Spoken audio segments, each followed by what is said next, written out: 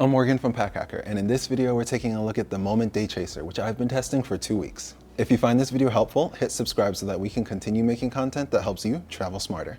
Let's jump in.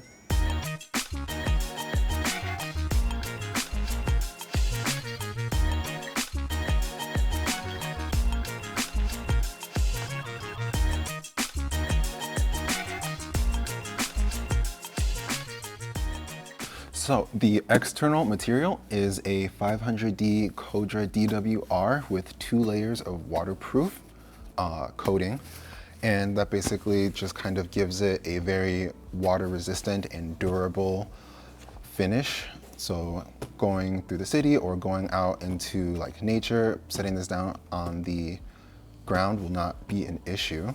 It has kind of like a canvasy feel so that it's protective, but it's not like uncomfortable, and it still kind of has like a nice aesthetic to it. As you can kind of see though, it does attract like lint, and if you have pets, all sorts of different types of hair, so that's definitely something to keep in mind. The bottom is a little bit more reinforced with a 800D ballistic nylon that also has a waterproof face to kind of help make sure that, like, if you set this down on something wet, that doesn't transfer to any of the content inside. As for attachment points, there are there's one on each side. These are also like compression or stabilizing straps as well, which I'll get into a little bit later. And then there is this flap right here, which is secured with 2 plastic buckles that are kind of hidden right here underneath this little flap. I imagine is to help make sure like water just kind of like falls off of it, but it's a little narrow and tight, so like trying to like get into like actually get the buckle has kind of been a little annoying. You really have to like try and squeeze in order to undo it. But these also work as attachment points, and then you can also put like a sweater or something like that right here and then secure it with these 2 straps, and that works really well. And then as for branding, it's really just the logo right here that kind of shows off Moment, and the collaboration with Emmett Sparling. And so that's really it for branding basically. And I believe this is, I couldn't tell or figure out if this was actual leather or like a vegan leather. So something to keep in mind if you don't want leather on your bags. I believe the black one doesn't have this. So this backpack has quite an extensive harness system, starting off with the grab handles. There are grab handles located on both sides, one right here, and then one right here, right behind the water bottle pocket. And those have like a stitching that connects them to this top grab handle. They're not padded, nor do they have like any kind of foam in them, but they're wide enough to kind of help distribute the weight when carrying. And I found them to be, you know, pretty comfortable, especially like just maneuvering the bag and getting it like in and out of an overhead bin, or like picking it up out of a trunk or something like that. They definitely work really, really well, and I appreciated the flexibility to be able to kind of grab it from any side. In addition to the top grab handle right here on the top, you can kind of see a smaller, more minimal grab handle right here, which is definitely not as comfortable just because of how thin it is, but it is out of the way and kind of just sits right above the shoulder straps, and it doesn't get in the way, but it's like just like another point that you can grab the bag. The shoulder straps are what they call military grade, and I mean, it definitely feels like it. They are very nicely padded and have like a very thick foam in them, as well as this mesh for ventilation. And then this section right here specifically is designed to help prevent chafing, which can be an issue with heavier bags and sometimes like extended use. The back has like a very cushioned airflow channel as well. And so like you can see like right here and then here, it helps like let your back breathe basically. And then included in that is the luggage pass-through, which just basically sits out of the way. And then the shoulder straps also have a sternum strap on a rail that is really easy to move, and they just connect via a plastic buckle. This is also removable, so that's also really nice. And then on each shoulder strap are 3 Hypalon attachment points, which you can connect all sorts of different gear to. I found that the Peak Design capture clip connects really well here. Let's see, oh, and the shoulder straps also have load lifters, because if you have a lot of gear in here, you might want to kind of help customize the way it sits on your back just to make it a little bit more comfortable, especially on like longer journeys. Then finally, this also comes with a hip belt, and you can see it's not attached at the moment. It's right here. So it slides in to this essentially, and it has hook and loop fasteners to help secure it in place. And it connects with a plastic buckle as well. You can see it's very densely padded as well, like very intense. Also has attachment points on it, which is also pretty cool on both sides. And then getting it in and out does take a little bit of work. But once you do, I found the backpack to be pretty comfortable without this, but it's nice to have it just in case. So this is what it looks like on.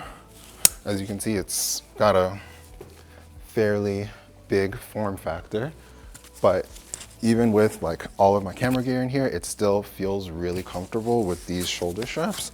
I didn't really use the sternum strap a whole lot, nor did I use the hip belt, but for like hiking or like long trips or traveling, I imagine that would definitely help, especially like going through an airport or hiking a trail. But for day-to-day use, I found that these shoulder straps were more than enough, and they're pretty easy to adjust as well. They still feel very secure. I've never had any of them like slip or like catch or anything like that. Taking a look at some of the compartments on this backpack, there are plenty of them. Starting with the front, there's a zipper pocket right underneath this flap. It takes up just about the entirety of this like stitch you can kind of see here, and inside it has just a 15 Pro Max. It doesn't expand a whole lot, so that's something to keep in mind. It's really better kind of for like smaller, flatter items, in my opinion. Then on the side is a dedicated water bottle pocket that also functions as a tripod holder or a umbrella pocket, depending on what you need that day. It can fit a 20-ounce wallet with no issues, and it has a gusset right here, as you can kind of see, that expands pretty widely, which is really nice. And using this as a tripod holder, you can use this compression or stabilizing strap to ensure that the tripod doesn't like wiggle around or accidentally fall out. It's just like another way to keep it secure, which I found super helpful. And then underneath that is this, you can see this zipper right here. This is a side pocket, which inside has the a rain cover for the backpack itself. So having that included, and it doesn't take up a whole lot of space, but I mean, you can also use this for like anything you want. It basically comes down all the way to the bottom and stops like right here. And it has like a decent amount of space in it, which is always nice. And then on the opposite side is a dedicated laptop compartment that can fit up to a 16-inch MacBook Pro. And so with this zipper right here, you can see have my 16-inch MacBook Pro in there, and it is a little tight. The compartment just barely fits it, and so you kind of have to like align it up perfectly in order to slide it in. But the compartment itself is really densely padded, as you can kind of see right there, especially with the the back panel and all of that foam protecting it. So it feels very secure, and it's pretty tight as well. So that will definitely help protect your laptop. Then taking a look at the top, there are 3 more compartments. And so starting with this first one with the dual zip, it opens up quite nicely, like a U shape. And inside it has a nice amount of organization. So I just have a portable charger, some lip balm, and a USB-C cord. And it's got the 2 slip pockets as well as 2 pen or stylus pockets. Behind that is another compartment with dual zips.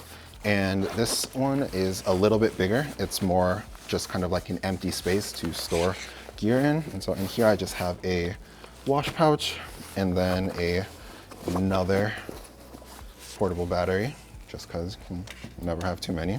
But like as you can see, it has like a nice amount of space and capacity to fit all sorts of clothes, gear, accessories, drones, that kind of stuff. And one of the nice things about this pocket as well is that right behind here, there's like a very small zipper where you can expand this pocket so that it has a little bit more capacity, which is also nice just in case, you know. So closing this one back up. Then finally behind that is another pocket with dual zips, and this one has very similar organizational panel to the first one with 2 slip pockets, 2 pen loops, and it also has a included key leash. So inside I just have a wallet, a pair of AirPods, and a field notes journal, and then another pen. And so one thing I was never really able to figure out is at the very bottom there's a zipper here that goes all the way down and it unzips, but I'm not entirely sure where that goes to. So if you have an idea, please feel free to put it in the comments. So moving some of this stuff out of the way, the main compartment is where you store the camera gear. And I mean, it doesn't have to be camera gear. All of the dividers are removable and flexible, which is really nice. And so it is accessible with this U-shaped opening basically, so that this flap opens up like that. And so as you can see, I have some camera gear in here. One of the nice things about this design is that when you have it on your body, if you want to get quick access, you can partially unzip it and then just like you can just swing it over a shoulder and still be able to access all of your gear inside without having to take the backpack off. The downside though is that in order to get like a comprehensive overview of everything inside and like opening it up, you do have to put the backpack on its back with the back panel on the ground. So if it's like a dirty street or outside with more dirt, you risk getting this mesh dirty. And then if you put that on, you could transfer some of that dirt onto your clothes as well. So that was just something to keep in mind as well. The dividers themselves are really sturdy and protective. They have like this nice Velvex covering to help ensure that like a very protective finish for all of the gear inside. And it also helps prevent like scratches and stuff like that. And then the adjustability of it is also really easy and super convenient. It comes with 2 long dividers and then 4 smaller ones, so you can really like customize it to make sure it works for your setup. And then like I mentioned earlier, you can also remove them entirely and just have like a nice big empty like dump site for all of your gear. So inside I just have a bunch of lenses, and I found these dividers work really, really well when just adjusting them to fit different configurations. And then I have my camera, see a couple more lenses. So you can pack out a lot of stuff in here and it all stays nice and protected. And then on the door, it also has a little bit of organization with this zipper pocket. Inside I just have a little battery, and it has a nice amount of give, so you can get away with a decent amount of like storage in here. And then on this are 4 dedicated SD card slots, which I found to be really, really useful. So you kind of just open it up like that and it feels very, very secure. I never had any concern about like SD cards falling out or anything like that. And because of the location of this, it was super easy, especially in the field, to just swing the backpack over one shoulder and partially open the door in order to like exchange SD cards. So that worked really well. So there you have it, the Moment DayChaser. Thanks for keeping it here at Pack Hacker, your guide to smarter travel. We'll see you in the next video.